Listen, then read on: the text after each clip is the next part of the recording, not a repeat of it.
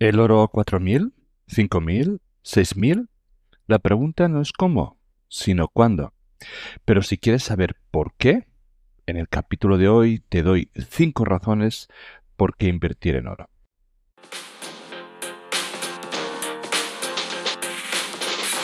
Bienvenidos amantes del subsuelo, esto es Charlando de Minas, el primer y único podcast en español dedicado a la inversión minera. ¿Quieres aprender a invertir en recursos naturales? Suscríbete a nuestro podcast. ¿Te gusta nuestro contenido? Dale like, déjanos un comentario. El programa de esta semana está a punto de empezar.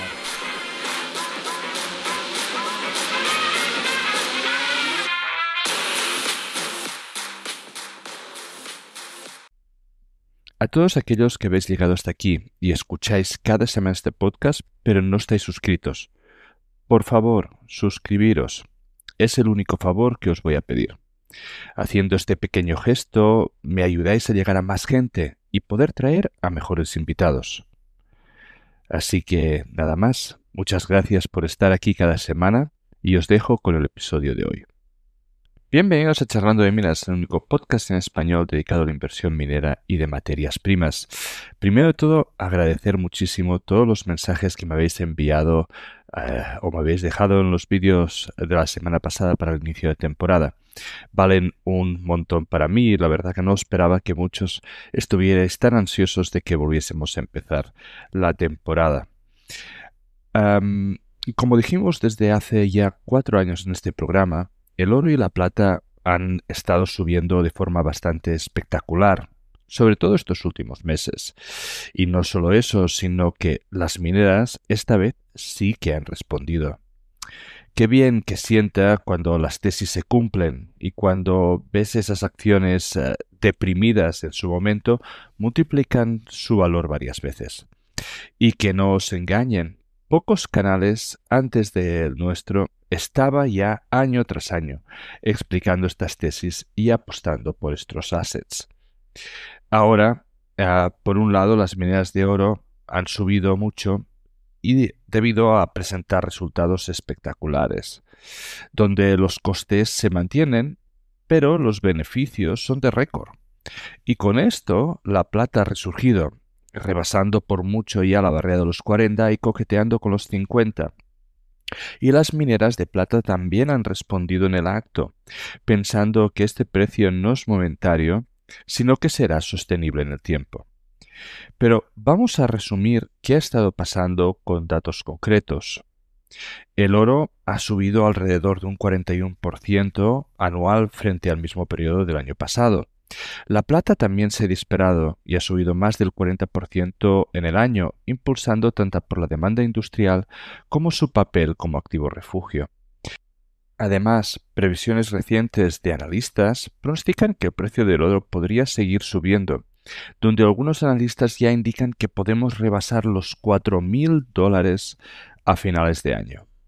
Las grandes empresas mineras han reportado beneficio récord. Por ejemplo, Barrick casi duplicó su beneficio neto interanual en un trimestre reciente, mostrando un apalancamiento muy fuerte a la alza de los precios del oro. A diferencia de la época COVID y post-COVID, que había una inflación desmedida, en estos últimos 2 años las mineras han logrado mantener los costes de una forma bastante estable, lo que mejora notablemente los márgenes cuando los precios de la materia prima suben. Además, los flujos de caja operativos se han disparado. Muchos de ellas reportan los niveles más altos de flujo operacional de su historia reciente. Sin embargo, en este punto, con todos estos precios de activos disparados, con todos los precios de las mineras disparadas, nos podríamos preguntar si con estas subidas tan espectaculares, ¿en qué punto nos encontramos? ¿En qué punto del precio de los metales preciosos nos encontramos? ¿En qué punto del ciclo? ¿Es momento ya de empezar a vender? Es más, tenía un seguidor que me dejó una pregunta, un comentario y que me dijo, ¿cuándo el oro va a volver a subir más que las materias primas? Indicando ese deseo de que, pues, aún este ciclo no hubiese terminado. Pues bajo mi opinión, Esto solo ha hecho más que empezar, y no estamos lejos de que el precio del oro vuelva a subir más de lo que suben las mineras. Y para mí, os voy a describir en este capítulo las 5 razones que de fondo, ¿no?, que explican por qué el oro puede seguir subiendo de forma abrupta durante los próximos años. Estas 5 serían la transición del sistema monetario internacional hacia un nuevo modelo basado en activos externos, el deterioro de la confianza en los bonos soberanos y la búsqueda de refugios alternativos. La tercera es la devaluación estructural del dólar, que impulsa las materias primas y activos reales. La cuarta sería la estrategia de los bancos centrales, que acumulan oro como seguro y diversificación. Y el quinto, el riesgo más que probable de una segunda ola inflacionaria que favorecerá, como siempre, los nuevos activos tangibles. Vamos a ir una a una y explicando por qué creo que esto es así. La transición del sistema monetario internacional. El sistema monetario internacional ha atravesado varias etapas desde la Segunda Guerra Mundial. Primero tuvimos el Bretton Woods, digamos, 1, ¿no?, en 1944 hasta el 71, donde el dólar estaba respaldado directamente por el oro y servía de referencia para varias divisas. Este sistema aportaba estabilidad porque las monedas se anclaban a un activo tangible y universalmente aceptado. Sin embargo, en el 71, Estados Unidos suspendió el convertible del dólar en oro, poniendo fin a este modelo y dando inicio a lo que se conoce como el Bretton Woods II.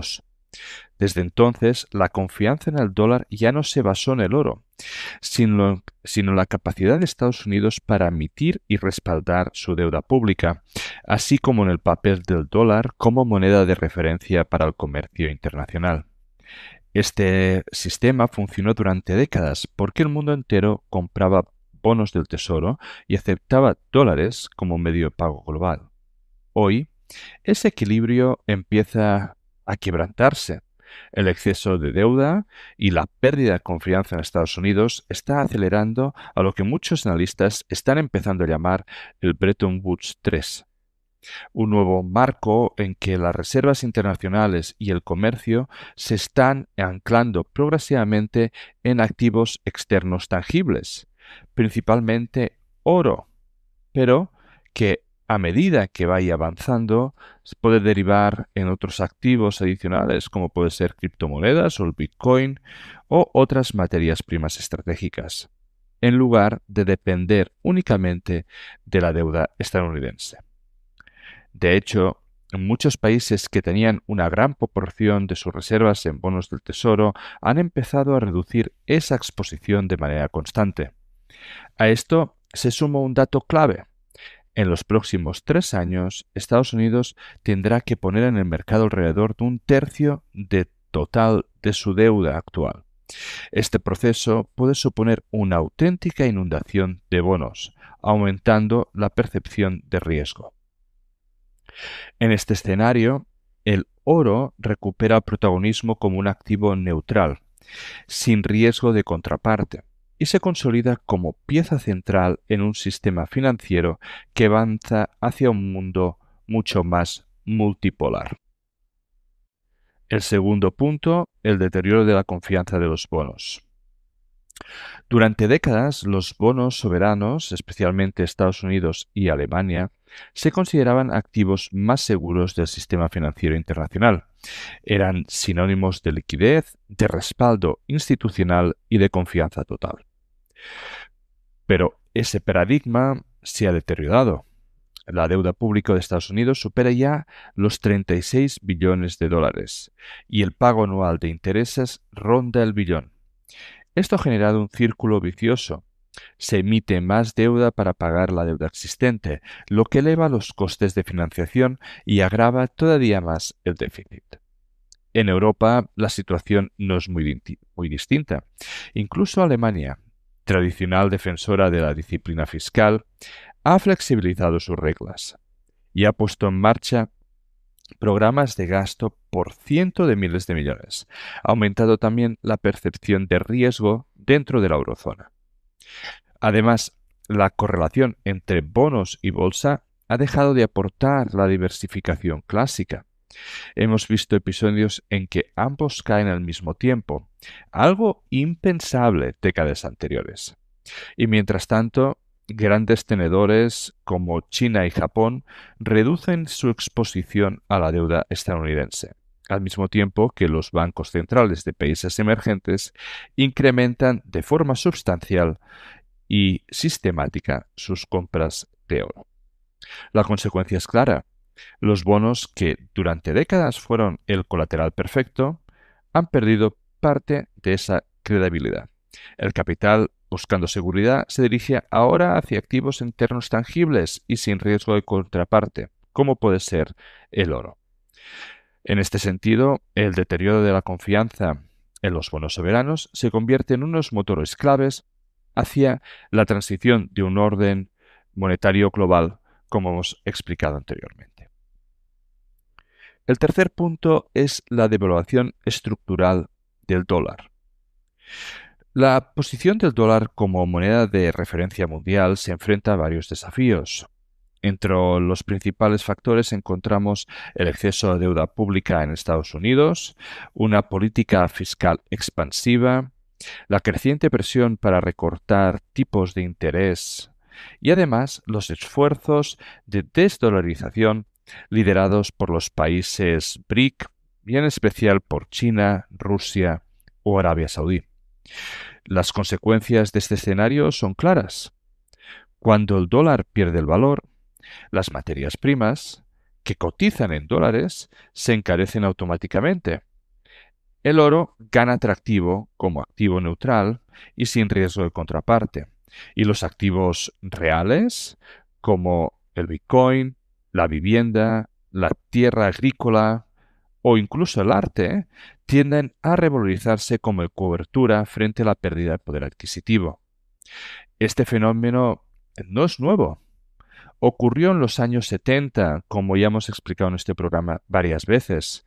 Tras el colapso de Bretton Woods y la inflación disparada, esto mismo que estamos diciendo ya pasó. También se repitió en los años 2000 durante el superciclo de materias primas. Y hoy, con niveles récord de deuda, tensiones geopolíticas crecientes y la pérdida de confianza en la deuda estadounidense, el patrón vuelve a repetirse. Un dólar más débil que actúa como catalizador de la subida de activos reales y financieros.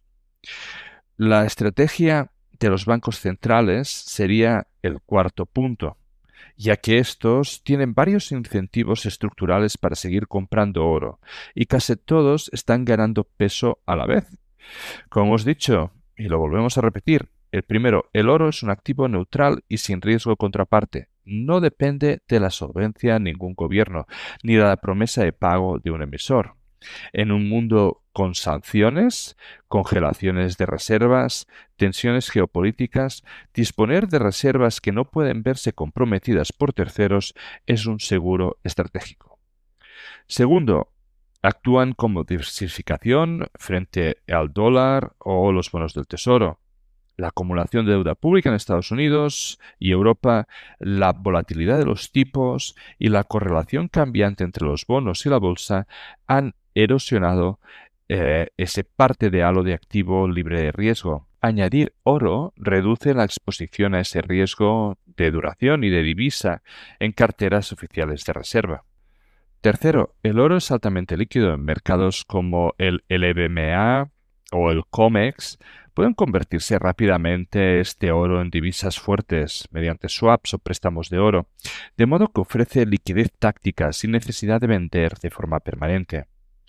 Cuarto, funciona como cobertura frente a la inflación y la depreciación de moneda doméstica.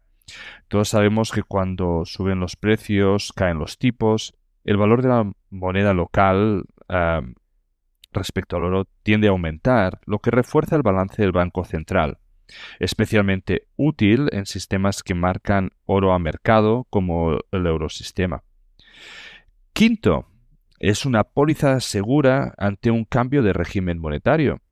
A medida que el comercio internacional experimenta cierta desdolarización y el creciente uso de dinero externo como colateral, tener un stock relevante de oro mejora la capacidad de anclaje y credibilidad de la moneda nacional. Preserva opciones, desde respaldos implícitos hasta su uso en sistemas de compensación internacional.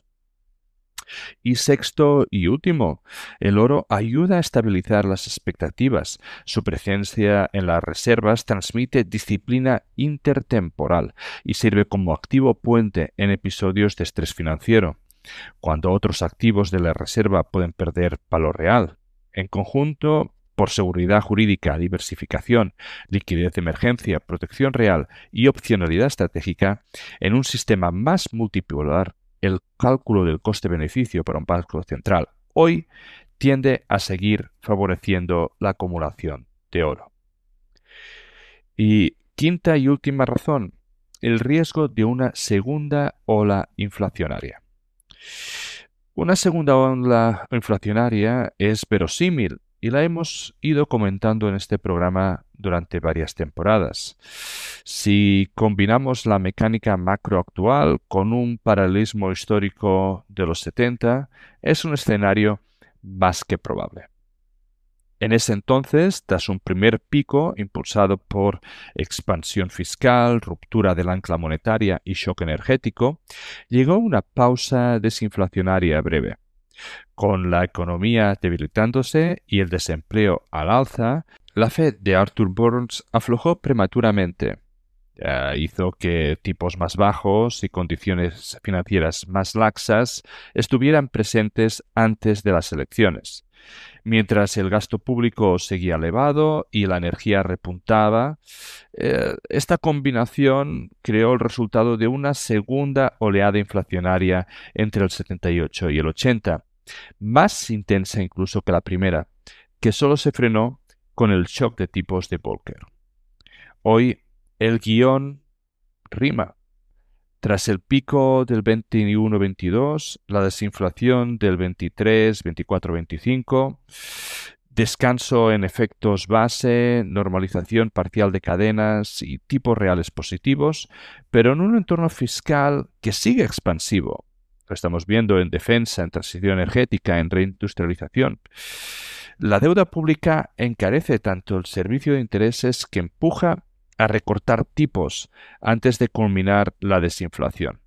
Y la fragmentación comercial, aranceles, relocalización, restricciones tecnológicas, añade una capa de inflación de coste estructural que no existía en los 70 en la gran moderación. A esta arquitectura se sumen motores pegajosos de precios que tardan en ceder, alquileres y shelters con razagazos estadísticos, servicios sensibles a salarios y escasez de mano de obra, y salarios reales que tratan de recuperar poder adquisitivo que tras el shock del 21-22 aún no han conseguido reponerse, ¿no? Alimentando inercias de una segunda ronda inflacionaria. La energía es el comodín y tras años de inversión en upstream, cuellos de botella, tanto en refino como en minería de metales críticos, y riesgos geopolíticos hacen probable que un repunte del crudo o del gas se traslade rápidamente a transporte, electricidad y bienes industriales. Si además el dólar se sigue debilitando, donde Estados Unidos importa esa inflación vía encarecimiento de importaciones y materias primas en dólares, reforzando esta expectativa de subida de precios. La respuesta política más probable, en una fase de crecimiento cansado y mercados sensibles, será procíclica e inflacionaria. Recortes de tipos, vuelta a la impresión, ya sea de forma explícita o encubierta, represión financiera, o sea, mantener esos tipos reales negativos, estímulos fiscales selectivos e incluso transferencias directas en escenarios de estrés. Es el mismo dilema de los 70. Si se prioriza el empleo, si se prioriza la velocidad monetaria, financiera, que todo el mundo tenga liquidez y se prevea ese movimiento económico, antes de completar una desinflación propiamente estable, la economía entra en un régimen de precios más persistente, con mesetas y nuevos impulsos, energía, salario, divisas, que revivarán la inflación tras cada alivio. Y si alguien duda de eso, recordad de que Trump quiere desde hace tiempo bajar los tipos. En parte por lo que hemos dicho, tiene un 30% de deuda de Estados Unidos que vence en los próximos años. Y por mucho que Powell no quiera y se ha mostrado reacio a hacer este tipo de movimientos en que daría a Trump mucha más libertad para establecer sus políticas económicas y que el país se viera de alguna forma con más liquidez, aunque esto llevara a una mayor inflación, Powell termina el mandato en mayo del 26. Trump colocará a alguien que avive sus ideas y una bajada de tipos va a fluir mucho más ritmo crediticio, acelerando la inflación, probablemente justificado por parte de Trump por el país, por generar empleo o para participar en las reconstrucciones de Gaza o de Ucrania, cuando las guerras se den por terminadas. En resumen, el oro y la plata no solo están reflejando un ciclo alcista puntual, sino que responden a transformaciones más profundas de un sistema financiero global. Vamos a repasar las 5 razones. El sistema monetario internacional, que está en transición de un modelo basado en la deuda y la confianza en Estados Unidos hacia otro donde los activos externos vuelven a tener un papel central. Los bonos soberanos, antaño el colateral perfecto, han perdido credibilidad. El capital institucional ahora busca activos tangibles y neutrales. La devalorización del dólar actúa como catalizador, encareciendo las materias primas y reforzando el atractivo del oro como activo refugio. Los bancos centrales que están reforzando este cambio con compras récord de oro, tanto por seguridad jurídica como por diversificación y protección estratégica. Y finalmente, la amenaza de una segunda ola inflacionaria, que añade el riesgo adicional a favorecer los activos reales frente a financieros tradicionales. Por eso, más allá de la subida coyuntural de estos meses, la tendencia de fondo es que el oro vuelva a ser protagonista de la arquitectura financiera global. Hace un par de años, cuando entrevisté a Rick Rule, me decía que vigilara con lo que deseábamos. Y aquí tenemos el escenario que hace tiempo que ya estamos augurando. Como posteé hace poco en una red social, mirad, cuando ves acciones que suben en all-time high, no a máximos, el oro en máximos, el Bitcoin en máximos, la vivienda en máximos y el dólar perdiendo un 10%, no es que la economía esté floreciendo, lo que está pasando es que la gente está saliendo corriendo del dinero fiat, corriendo del dólar. Es decir, nadie cree más en los papelitos que imprime la Fed, que encima baja los tipos de interés. Es como querer apagar un incendio con gasolina, pero diciéndole a todos que esta es la estrategia correcta. Cuando el oro, el Bitcoin, las acciones y la vivienda suben todos juntos, no es un mercado alcista común, es un síntoma de pánico monetario, aunque lento y silencioso. Los precios de los activos están gritando algo que los funcionarios no quieren admitir. El problema no está en lo que sube, está en el dinero con el que se mide. Ese dominador está dejando de existir.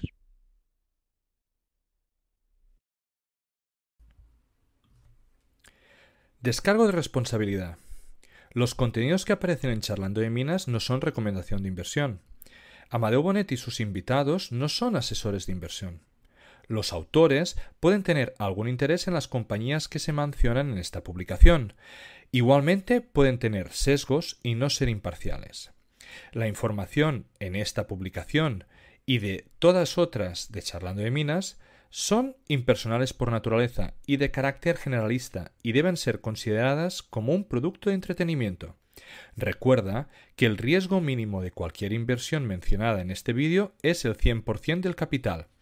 Antes de tomar ninguna decisión de inversión, es imprescindible que consultes a un asesor de inversores cualificado y con experiencia. Estas emisiones son un relato personal de mi aprendizaje en el mundo de los recursos naturales. En este podcast intentaremos traer empresas, comentar tesis de inversión y hablar con gente relevante en el sector. Si te gusta, dale like y suscríbete. Soy Amadeu Bonet y esto es Charlando de Minas.